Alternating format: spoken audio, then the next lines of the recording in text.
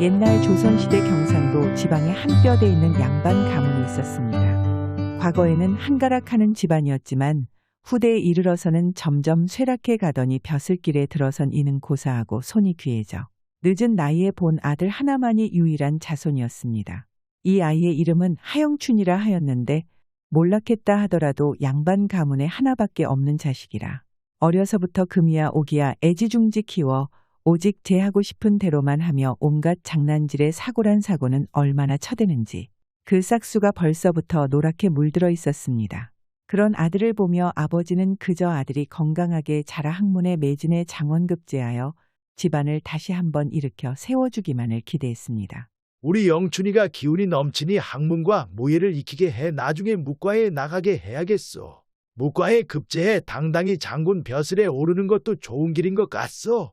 남편의 말을 듣던 부인은 펄쩍 뛰었습니다.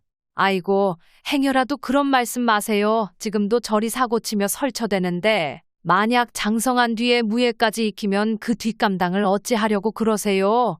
그리고 우리 아들이지만 저 아이의 성정에 무예를 배우면 묵과에 급제해 장군이 되는 것보다 산속에 들어가 산적두목이 돼 온갖 평지풍파를 일으키지 않을까 걱정이네요. 아니 부인 그 무슨 막말이오. 우리 영춘이가 산적 수계가 된다니. 뼈대 깊은 하씨 가문의 3대 독자인 우리 아들에게 당신이 영춘이 어미로서 할 말이오. 당장 그 말 취소하시오. 아이고, 역정 그만 내시고 제 말은 우리 아들 성미의 무예를 가리키는 것은 망나니에게 칼을 주는 것과 같다는 것이에요. 그러니까 그런 생각일랑 아예 마시고 좋은 글선생을 찾아 일찌감치 글 공부를 시켜 저 아이의 성정을 누그러뜨리는 게 앞으로도 우리 아들을 위한 길이란 말이에요. 부인의 말을 들은 남편도 곰곰이 생각해보니 자신의 아들이 무예를 배우면 장군보다는 산적두목이 더 어울릴 것 같다는 생각이 들어 이내 고개를 휘휘 저으며 자신의 마음을 고쳐먹었습니다. 내 찬찬히 생각해보니 부인의 말에 일리가 있는 것 같소. 마침 내 아는 이가 건너 마을에서 작은 서당을 하고 있으니 우리 영춘이를 그에게 맡깁시다. 그이가 학문도 깊고 나와도 잘 아는 사이이니 우리 아들을 믿고 맡기긴 좋을 듯하구려. 잘 생각하셨어요. 그리하는 게 우리 아들에게도 좋을 듯하네요. 그렇게 아들의 나이 8살이 되자 서당이 무엇인지도 모른 채 책보따리를 들고 낯선 서당으로 향하게 되었습니다. 서당에 가는 첫날 영춘에게 아버지가 인자하게 웃으며 말했습니다. 우리 아들이 이리 장성의 서당에 다니게 되다니 애비 마음이 얼마나 뿌듯한지 모르겠구나. 서당에 가거든 스승의 말을 하늘같이 받들고 같이 동문수학하게 될 동무들과 다투지 말고 늘 사이좋게 어울리거라. 그리고 어딜 가든 넌 이 뼈대 깊은 하씨 문 중에 하나밖에 없는 장손이니 누구에게도 기죽지 말고 당당히 행동하거라. 알겠느냐 아들아? 네, 아버지 말씀 모두 잘 알아들었습니다. 이렇게 서당을 가는 영춘의 머릿속엔 앞뒤 모두 잘리고 오직 아버지의 말 한마디만이 머릿속에 맴돌았습니다. 동무들과 사이좋게 어울리거라. 그 말을 되새기며 영춘은 무엇이 그리 신나는지 콧노래를 흥얼거리며 늙은 노복의 손을 잡고 뛰다시피 서당으로 향하였습니다. 도련님, 서당에 가시는 게 그리 좋으세요? 그럼 좋지. 할아범 아버지 말씀이 서당에 가면 같이 어울릴 동무들이 많다니 얼마나 재밌겠어. 이제 할아범하고 순덕어멈 놀리는 것도 별 재미가 없어졌어. 어서 새 동무들하고 신나게 어울려 봐야지. 얼른 가자고 할아범.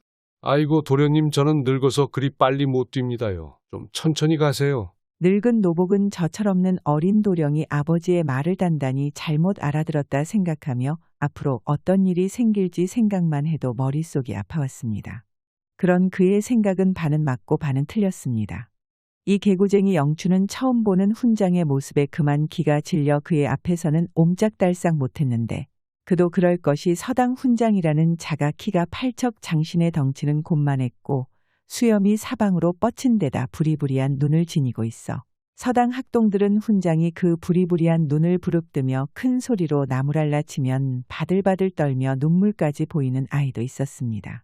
개구쟁이 영춘 또한 이 훈장 앞에서는 고양이 앞에 생쥐꼴이었는데 서당 안에서는 기 한 번 펴지 못하고 풀 죽어 지내다가 그나마 서당이 끝나고 나면 마음이 맞는 동무들과 이리저리 쏘다니며 온갖 장난질을 쳐대는 게 가장 큰 즐거움이었습니다. 영춘은 아버지의 기대와는 달리 영특하지 않은 데다 글 공부에도 큰 흥미가 없어 애초에 학문과는 거리가 먼 아이였습니다. 게다가 어릴 적부터 집안의 온갖 귀여움을 독차지하고 자라서인지 나이가 점점 차오르며 그 성질머리가 지독한 외고집인데다 괴팍스러운 면이 있어 마을의 온갖 사고란 사고는 다 치고 다니니 나이 13살이 되자 인근 근방에서 하시 도령이라 하면 지나가는 아이도 고개를 절레절레 저을 만큼 악명이 자자해졌습니다. 이런 영춘을 두고 동네 사람들은 뒤에서 쑥덕거리며 비웃기 일쑤였습니다. 아니, 아무리 몰락했다 해도 하시 집안하면 이 근방에서는 알아주는 명문이었는데 어찌 저런 종자가 태어나 집안을 다 말아먹는지 모르겠구만. 이 사람아 입 조심하게 그러다 누가 들으면 어쩌려고 그러는가. 아무리 기운이 셌다 해도 하시 대감의 연줄이 아직까지는 상당하네. 괜히 입 잘못 놀렸다가 곤욕 치르지 말고 말을 가려서 하게. 뭐 내가 틀린 말 했나? 안 그래도 어제 송씨 형님을 만났는데 저 하신의 망나니 때문에 얼마나 곤욕을 치렀는지 가족들이 모두 짐을 싸서 다른 곳으로 이사한다는데 이게 어디 하루 이틀 일도 아니고 언제까지 참고 두고 봐야 하나? 아니 무슨 일이 있었길래 가족 모두가 고향 땅을 두고 이사 간단 말인가. 그가 말한 송씨란 이는 하씨 집안에서 그리 멀지 않은 곳에 농사를 짓고 사는 농부였는데 얼마나 개구쟁이 영춘에게 당했는지 하루는 하씨 대감에게 찾아와 그간의 일들을 하소연했습니다. 대감마님, 그간 무고하셨습니까? 아니, 송씨 아닌가 오랜만에 보는구만. 나야 잘 지냈지만 자넨 무슨 일로 날 찾아온 겐가? 농사일로 한참 바쁠 텐데. 송씨의 참담해진 얼굴을 보며 하대감은 정색을 하고 물었습니다. 대감님, 말씀드리기 송구하지만 저희 식구 목숨줄이 걸려있는 일이라 이리 찾아왔습니다. 다른 게 아니라 이 집 도련님 일 때문인지라 말씀드리기 좀 거북하지만. 이 사람아, 괜찮으니 무슨 일인지 모두 자세히 말해보게. 하대감은 자신의 아들 얘기가 나오자 자신도 그간 아들의 행실에 대해 흘러들은 이야기가 있어 마음을 조이며 다그쳤습니다. 송씨는 마음을 가라앉히고 이야기했습니다. 그는 올해 초부터 벼농사며 참외, 수박 같은 과일까지 온갖 농사일을 등골이 휘도록해 이제 수확할 시기만을 기다리고 있었는데 어느 날 참외밭에 가보니 누군가 참외의 똥을 싸 온통 참외의 똥투성이었고 그보다 더 심한 것은 그가 가장 공을 들여 키운 수박에 수십 개의 말뚝을 박아 그의 1년 농사를 완전히 망쳐 놓아버렸던 것입니다. 그 광경을 처음 본 송씨는 자신의 눈을 의심했습니다. 어느 누가 자신에게 원한을 가지고 있어 이런 짓을 벌였는지 망연자실에 넋놓고 앉아있다 문득 생각해보니 이 근방에 이런 짓을 할 리는 악명이 자자한 하시도령과 그것들 뿐이었습니다. 송씨는 그 길로 서당을 향해 냅다 뛰어가 훈장 선생에게 그간의 일을 모두 털어놓고는 자신의 밭을 망쳐놓은 범인을 찾아주길 애원했습니다. 그의 이야기를 들은 훈장은 얼굴이 울그락불그락해지더니 곧 학동들을 모두 물리고는 영춘과 그의 벗을 불러놓고 엄한 얼굴을 하고 물었습니다. 좀 전에 근방에서 농사를 짓고 사는 송씨가 다녀갔다. 그 원은 벌써 알고 지낸 지가 30년이 넘어 웬만한 지기보다 더 오랜 세월 알고 지낸 사이다. 너희도 내가 말한 송씨가 누구인지 알 것인지 그처럼 착하고 순박한 사람이 내게 울고 불며 하소연한 일을 너희 세놈이 알고 있으렸다. 한마디라도 거짓을 고할 시에는 내 놈들 집안에 모두 알리고 내일부터 이 서당 근처에는 발도 못 붙이게 할 터인즉 모두 사실대로 말하거라. 평소 자신의 스승을 호랑이보다 더 무서워하던 영춘인지라 그의 입에서 송씨의 이야기가 나오자 새파랗게 질려 어찌할 줄 몰라 했습니다.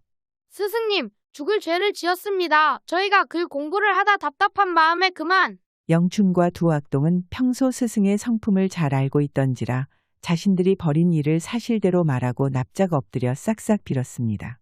이 산적숙에 같이 생긴 훈장은 생긴 바대로 성질이 불같은지라 마음에 안 드는 이가 있으면 양반이라 할지라도 땅바닥에 내다 꼽기 일쑤였지만 한편으로는 은근 너그러운 면이 있어 근방의 가난한이나 서당의 형편이 어려운 아이들에게는 곧잘 도움을 주는 어진 선비였습니다. 그런 그에게 거짓으로 얘기에 들통이 나는 것보다 사실대로 말하고 싹싹 비는 것이 후환이 덜 생기는 길인 것을 세 악동 모두 잘 알고 있었습니다. 너희 새놈들이 벌인 일 때문에 송씨는 죽을 고생을 하고 당장 끼니를 걱정하게 생겼다. 그가 관아에 고하지 않았기 망정이지 일을 크게 벌렸다면 내 놈들 가문의 먹칠을 할 수 있는 일이렸다. 이 일로 각자 집안으로 돌아가 자숙하고 내 너희 부모들과 연통의 송씨에게 보상해 줄 돈을 마련할 것이니 앞으로 한 번만 더 이런 일을 벌였다간 그날 이 서당문을 내 발로 기어서 나가게 될 것이다. 알아들었느냐? 네, 스승님 잘 알아들었습니다. 세 아이들은 가슴을 조이며 서당을 벗어났습니다. 서당을 벗어나 한적한 길에 이르자 이 개구쟁이들은 언제 기가 죽었냐는 듯 활개치며 떠들어대기 시작했습니다. 그깟 일로 스승님에게 일러 바치다니 내 이자를 단단히 골려줘야겠어. 영춘아 어쩌려고 그래? 아까 스승님 말씀 못 들었어. 앞으로 한 번만 더 걸렸다간 우린 바로 황천행이라고. 그래, 난 집안에서 아버지께 회초리 맞는 것도 무섭지만 스승님께 야단 맞을 때는 가슴이 오그라들 것 같아. 그리고 아버지가 그러는데 우리 마을의 원님이나 저 산적두목 장다리도 스승님 앞에서는 기 한 번 못 피고 설설킨대. 맞아, 나도 집안 어른께 들은 얘기인데 스승님이 궁에 있을 때 자기보다 아주 높은 양반을 두들겨 패서 목이 날아갈 뻔한 일이 있었대. 그래서 신하들이 들고 일어난 것을 임금님이 막아주셔서 겨우겨우 목숨만 붙어서 살아나왔대. 그러니까 우리 같은 것들은 스승님께서 마음만 먹으면 그날로 황천행 배에 올라탈 수 있으니까 죽은 듯이 엎드려 살아야 돼. 이 세 악동들은 자신들의 스승을 두려워하면서도 마치 제 자신이 그들의 스승인 양 무용담을 떠들어댔습니다. 걱정 붙들어매. 나에게 좋은 수가 있으니 아무도 모르게 내가 이자를 단단히 골려줘야지. 이런 영춘을 보면서 다른 두 악동은 걱정이 되는 한편 또 무슨 희한한 장난을 칠지 기대되는 표정이었습니다. 그날 밤 모두가 잠든 깊은 시간에 송씨에 따른 이상한 소리에 잠에서 깨어났습니다. 흐흐, 원통하구나, 원통해. 그녀는 해괴한 목소리에 온몸이 곤두서는 듯 두려워하며 말했습니다. 거기 누구세요? 그녀가 떨리는 목소리로 묻자 이 기괴한 목소리가 다시 말했습니다. 내가 누구냐고. 내가 누구냐면 너희 수박밭에서 100년 동안 잠들어 지낸 도깨비님이시다. 내 그동안 조용히 자고 있었는데 너희 아비가 내 집을 마구 들쑤셔놓더니 이제는 그 무거운 수박들이 나를 짓눌러 도저히 갑갑해서 잠을 잘 수가 없어 너희를 찾아왔다. 송씨의 딸은 두려움에 온몸이 굳어져 벌벌 떨기만 할 뿐 아무 말도 할 수 없었습니다. 자신을 도깨비라 말하던 이는 수박밭을 싹 갈아엎고 남은 수박을 자신에게 바치지 않으면 매일 밤 찾아와 집안 사람들을 괴롭히겠다고 송씨 처녀를 위협했습니다. 그녀는 두려움에 덜덜 떨리는 와중에도 가족들을 위협하겠다는 소리에 용기를 내 소리쳤습니다. 아버지, 살려주세요. 그녀의 고함 소리에 잠자고 있던 그녀의 가족뿐 아니라 도깨비 흉내를 내던 영춘 또한 대경 실색하고 말았습니다. 무슨 일이냐? 순남아, 무슨 일이야? 송씨가 방문을 여는 순간 딸의 방문 앞에 희끄무레한 물체를 보고 깜짝 놀라 외쳤는데 거기 누구요? 이크 들켰다. 어서 도망쳐. 영춘은 송씨를 보자 후다닥 담벼락을 넘어 도망쳐버리니 그는 따라갈 엄두도 내지 못하고 딸의 방으로 달려가 살펴보자 그의 딸이 두려움에 못 이겨 그만 까무러쳐 정신을 잃고 있었습니다. 여보, 어서 와보시오. 우리 순남이가 다 죽게 생겼소. 정신을 잃은 그의 딸을 부둥켜 안고 송씨와 그의 부인은 딸의 온몸을 주물러주고 찬물을 떠다 먹이는 등 할 수 있는 일은 다 해보았지만 그의 딸은 정신을 차리지 못하다 새벽녘이 돼서야 겨우 제정신이 돌아왔습니다. 송씨의 이야기를 들은 하대감은 뒷목을 붙잡고 쓰러질 듯 비틀거리며 물었습니다. 자네의 말이 모두 틀림없는 사실인가? 그러면요, 제가 감히 대감님께 거짓을 말하겠습니까요? 어찌 이런 자네 볼 면목이 없구만. 내 오늘 2,000둥 벌거숭이 같은 놈을 매질로 다스려 2번 다시 이런 일이 없도록 하겠네. 그리고 자네가 손해본 작물값도 모두 보상해 줄 테니 집에 돌아가 자네 가족들을 돌보고 있게나. 하대감의 말에 송씨는 그대로 집으로 돌아가고 화가 머리끝까지 난 하대감은 늙은 종복을 시켜 영춘을 잡아오게 한 뒤 그의 아들에게 처음으로 매질하였는데 그 정도가 너무 지나쳐 그의 부인이 나서 뜯어말릴 지경에까지 이르렀습니다. 여보, 그만하면 영춘이도 알아들었을 터이니 이제 그만하세요. 더 이상 매질을 하다가는 하나밖에 없는 아들을 오늘 잡겠네요. 말리지 마시오 부인. 내 오늘 저 녀석 버르장 머리를 뿌리 뽑지 않으면 앞으로 집 밖으로 고개 들고 다니지 못할 것이오. 노발대발하는 아버지의 매질의 영춘은 그날 이후로 일주일 넘게 끙끙 앓아야 했고 그 사건 이후 그와 2명의 악동들은 기가 완전히 꺾여 조용히 숨죽여 살아야 했습니다. 허나 그보다 더 영춘의 기가 꺾이게 된 일은 몇 해가 지나고 그의 부모가 몇 개월 사이로 갑작스럽게 돌아가시게 되는 일이 생겨버려 그의 인생을 송두리째 바꿔놓았습니다. 아직 15살밖에 되지 않은 영춘에게 남은 것이라고는 오래된 낡은 집과 조금 남은 전답, 그리고 그를 어릴 적부터 돌봐준 늙은 할아범과 안살림을 맡아온 순덕 어매 등 그나마 2명의 충직하고 순박한 이들이 있어 간신히 그럭저럭 살 수 있었습니다. 그렇게 몇 해가 지나 영춘은 나이 20살이 되자 매일 하는 일 없이 빈둥거리며 세월을 보냈는데, 사람들은 이런 영춘을 두고 돌생원이라 별명을 지어 불렀습니다.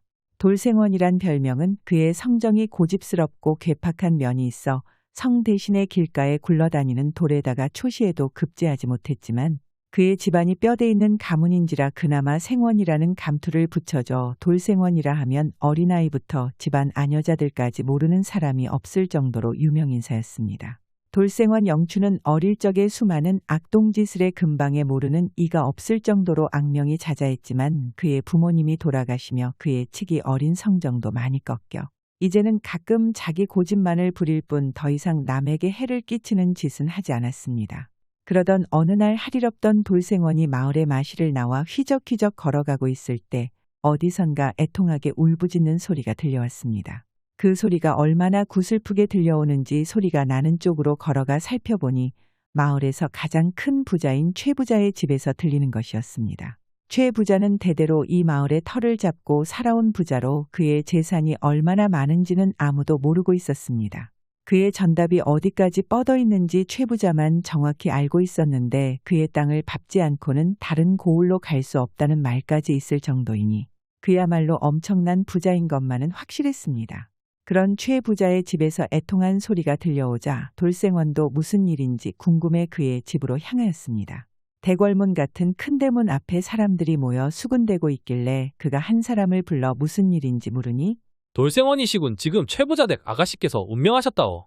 뭐라고? 그게 참말이오. 최 부자댁 아가씨라면 양귀비와 비견되는 아름다움과 뛰어난 학식을 갖춘 혜용이라는 처자로 인근 마을에서는 돌생원 못지않게 유명한 처녀였습니다. 어찌된 일인지 자세히 말해보시오. 돌생원이 흥분한 목소리로 묻자, 나도 들은 얘기지만 어제 아가씨께서 저녁을 먹고 산책을 하신 뒤에 바로 잠자리에 들었는데 아침이 되도록 깨어나지 않아 시비가 들어가 보니 글쎄 숨소리조차 들리지 않았다는 것이오. 그래, 최부자 어른이 의원을 데려다 침을 넣고 온갖 방법을 다 썼지만 애석하게도 아가씨를 살리지 못했다는구려. 어찌 이런 일이. 돌생원은 그의 이야기를 듣고 그 자리에 주저앉아 통곡하고 싶은 마음이었습니다. 그뿐 아니라 근방의 총각들은 평소 혜용 아가씨를 흠모하지 않은 사람이 없었는데, 그런 그녀가 이리 허무하게 죽었다니 그는 참담한 마음을 추스리고 그녀의 영혼이라도 위로하겠다는 생각으로 최 부자의 후원 별당으로 갔습니다. 평소 혜용 아가씨가 쓰던 별당 안에 분향소가 차려져 있는 것을 보고 그가 집신을 벗고 올라서려 할 때 우람한 손이 갑자기 그를 떠밀었습니다. 당신은 이곳에 들어올 수 없소. 돌생원은 갑자기 당하는 일에 쳐다보니 최 부자 집의 청지기인 자가 그를 노려보며 성을 내고 있었습니다. 왜 그러나 난 문상을 하러 왔네. 돌생원이 그답지 않게 점잖은 말투로 얘기했지만, 돌생원 당신 같은 자가 이곳이 어디라고 함부로 들어온단 말이오. 필요 없으니 썩거지시오. 청지기가 성을 내며 하는 말에 돌생원은 잠자던 성질이 깨어나 용솟음치려 하고 있었습니다. 이런 고얀 놈을 봤나. 양반의 몸을 함부로 밀친 것도 모자라 반말 짓거리를 해대었겠다. 내 오늘 내 놈의 버릇을 고쳐 하늘 무서운 것을 알게 해주겠다. 돌생원은 청지기의 멱살을 움켜쥐더니 갑자기 큰 소리로 외쳤습니다. 이놈 감히 양반을 쳐. 청직이라는 놈이 양반을 능멸하는 것도 모자라 매질을 하다니 이 집은 문상원 손님을 이리 박대하는 것이냐? 슬픔으로 가득 찬 집안의 소동이 나자 최 부자집 식구들과 일가 친척들 그리고 문상객들이 무슨 일인지 놀라 몰려나와 그와 청지기를 떼어내려 안간힘을 썼습니다. 이복에 화를 가라앉히고 이 손 좀 놓고 얘기하겠나. 나이 지긋하게 보이는 노인이 뜯어말리자 못 이기는 척 떨어진 돌생원은 억울하다는 듯이 말했습니다. 이댁 아가씨께서 변을 당하셨다는 소리를 듣고 정중히 문상을 왔습니다만 저자가 저를 업신 여기고 박대하는데 어찌 양반으로 가만히 있을 수 있겠습니까? 알았네. 알았어. 내 저 사람에게 따로 이야기를 해놓을 테니 화를 가라앉히고 예의를 차려야 하지 않겠나. 노인의 말에 돌생원은 알아들었다는 듯 점잔을 빼며 분향을 하다 한쪽에 놓인 화로가 순간 눈에 확 띄었습니다.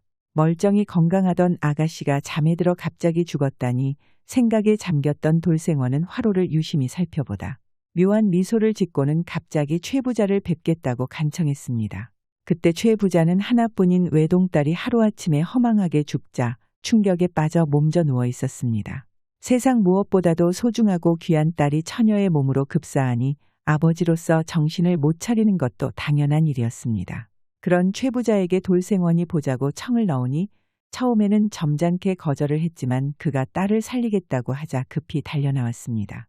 자네가 내 딸을 살려낼 수 있다고 하였는가? 진정 내 딸을 살릴 방도가 있단 말인가?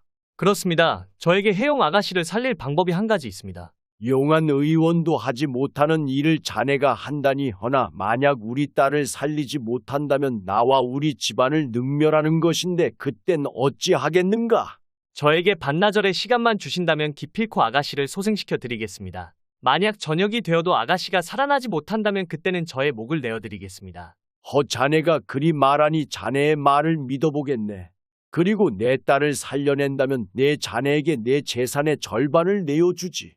돌생원은 자신만만하게 장담해놓고는 혜용 아가씨의 방으로 들어가며 장구 하나를 갖다 달라 청하였습니다. 하인이 이상하게 생각하면서도 주인 어른의 엄명이 있었던지라 장구를 주자 방문을 잠그더니 곧이어 둥두둥 장구 소리가 울려대기 시작했습니다. 세상에 이런 희귀한 일이 어디 있단 말인가. 엄숙해야 할 초상집에 갑자기 흥겨운 장구 소리라니 문상객부터 온 집안 사람들까지 아연 실색해 웅성거렸습니다. 개중에 성질 급한 친척 중 하나가 최 부자에게 달려가 따지듯이 물었습니다. 숙부님, 세상에 이런 해괴한 일을 벌이다니 불난집에 부채질하는 것도 아니고 초상집에서 장구를 치는 미친놈이 세상 천지에 어디 있습니까? 저런 놈은 당장 매를 주어 쫓아내야 합니다. 흥분한 친척이 하는 말에 조용히 듣고 있던 최 부자는 그대로 두거라. 한마디 던지고는 그대로 돌아 누워버렸습니다. 그 시각 돌생원은 방바닥에 앉아 장구를 둥둥둥 치며 알아듣지도 못할 이상한 소리를 혼자 흥에 겨워 불러대고 있으니 방문 밖에서 이런 돌생원의 행태를 보고 있던 사람들 속에서 큰 소리가 터져나왔습니다. 이 고얀 놈 같으니 당장 나오지 못할까? 내 놈이 단단히 미치지 않고서야 초상집에서 장구를 치며 노래를 부르다니 당장 나오거라. 흥분한 외침에도 돌생원은 아랑곳하지 않고 계속해서 장구를 치고 노래를 불러대니 초상집은 그야말로 아수라장이 되어갔습니다. 최 부자는 바깥의 소란을 들으면서 속으로 딸이 소생하기만을 바라는 마음으로 이제나 저제나 하며 기다려보았지만 한참의 시간이 흐르고 해가 지고 날이 어두워질 무렵까지 아무 소식이 없자 속이 새까맣게 타들어갔습니다. 만약 자신이 그 파랗고 같은 돌생원에게 속은 것이라면 자신은 사랑하는 딸을 잃는 것은 물론 세상의 조롱거리가 되어 평생 손가락질 받으며 가문은 나락으로 떨어지게 될 것이라 한번 의심하는 마음이 들자 최 부자는 더 이상 가만히 누워 기다릴 수만은 없었습니다. 네, 이놈이 나를 속이고 우리 집안을 능멸한 것이라면 당장 요절낼 것이다. 최 부자는 맨발로 뛰쳐나와 하인들을 찾으며 소리쳤습니다. 당장 오랏줄과 몽둥이를 가지고 나를 따라오너라. 흥분한 최 부자는 하인들을 시켜 몽둥이를 들게 하고는 살벌한 분위기를 풍기며 별당으로 몰려갔습니다. 그 시각까지 돌생원의 장구 소리와 노랫소리는 그치지 않았는데 최 부자는 기어이 참지 못하고 큰 소리로 외쳤습니다. 여봐라, 문을 부수고 저놈을 끌어내 당장 물꼬를 내어라. 네 마님. 최 부자가 불같이 화를 내며 명을 내리자 몽둥이를 든 하인들이 한꺼번에 달려들어 방문을 부수려는 순간 장구 소리와 노랫소리가 뚝 끊기더니 쥐 죽은 듯 조용해졌습니다. 하인들은 영문을 몰라 주춤하더니 눈치를 살피며 다시금 방문을 부수려는 찰나 꽉 잠겨있던 별당문이 활짝 열리더니 돌생원이 기세등등하게 나타나 소리쳤습니다. 뭐하는 짓들이냐? 당장 물러가지 못하겠느냐? 갑자기 방문을 열고 당당한 기세로 나타난 그에게 하인들뿐 아니라 지켜보고 있던 최 부자와 일가 친척들 모두 꿀먹은 벙어리가 되어버렸습니다. 그러던 순간 누군가 나서 큰 소리 쳤습니다. 못들 하는 게냐? 당장 저놈을 잡아다 물꼬를 내서 집 밖으로 내쫓지 않고. 하인들이 그 소리를 듣고 다시 돌생원을 잡으려고 하자 멈추세요. 방 안에서 낭낭한 목소리가 들리더니 죽었다던 혜용 아가씨가 걸어 나오는 것이었습니다. 순간 하인들은 자신들 앞에 귀신이 서 있는 것이 아닌가 놀라 자빠지고 사람들 사이에서도 그녀가 산 사람인지 귀신인지 몰라 두려워하는 이들이 생겨났습니다. 혜용아, 그녀를 본 최 부자만이 눈물을 흘리며 달려가 그녀를 껴안았는데 그제야 다른 사람들도 그녀가 살아났다는 것을 믿으며 그 옆에 의기양양한 모습으로 서 있는 돌생원을 놀랍고 탐복하는 눈빛으로 쳐다보았습니다. 아버님 걱정 끼쳐드려 죄송해요. 아니다. 내가 일이 살아났으니 다 되었다. 돌생원 자네에게 뭐라 감사드려야 할지 모르겠네. 자네를 끝까지 믿지 못한 내 경솔한 행동을 용서하게나. 최 부자가 그에게 용서를 구하자 돌생원은 점잔을 빼며 담담히 말했습니다. 아닙니다. 당연히 제가 해야 될 도리를 한 것뿐이니 괴념치 마십시오. 말을 하며 돌생원이 은근한 눈빛으로 해용 아가씨를 쳐다보자 그녀도 그의 시선을 느꼈는지 부끄러운 듯 고개를 숙였습니다. 돌생원은 자신이 커다란 술수를 부려 그녀를 살리는 듯한 모양을 떨었지만 실상은 그가 분양을 할 당시 방 안의 화로에 타다 남은 숯덩이를 발견해 그녀가 죽은 것이 아닌 중독된 상태에서 의식을 잃었다고 생각하고는 시간이 흐르면 자연히 깨어날 것이라 짐작하고 장구를 치고 노래를 부르는 기행을 벌이며 시간을 끌었던 것입니다. 이날 최 부자의 집은 초상집에서 잔칫집으로 변했고 돌생원은 모든 사람들에게 칭송받으며 끊임없이 술잔을 받아 마셨습니다. 그 일이 있은 며칠 후 최 부자 집에서 큰 잔치가 벌어졌는데 다름 아닌 최 부자의 딸 해용 아가씨와 돌생원의 혼례식을 치르는 날이었습니다. 최 부자는 돌생원이 자신의 딸의 생명의 은인이라 할지라도 둘의 혼례를 한사코 반대했지만 해용 아가씨는 사람의 목숨값은 목숨으로 갚는 것이라며 한사코 우겨 돌생원에게 시집을 가게 되었습니다. 혼례식에는 돌생원의 두 노복뿐 아니라 스승이었던 호랑이 같은 훈장 그리고 악동짓을 같이 하던 동무들까지 찾아와 돌생원의 혼례식을 흐뭇한 눈길로 쳐다보며 축하해 주었습니다. 이후 돌생원과 해용 아가씨는 백년해로하며 행복한 나날을 이어나갔고 돌생원의 아버지가 그에게 바랐던 장원급제는 그의 아들들이 이뤄내 결국에는 그의 집안을 다시 명망이 있는 가문으로 일으켜 세웠습니다. 재미있게 보셨다면 좋아요, 구독 부탁드립니다.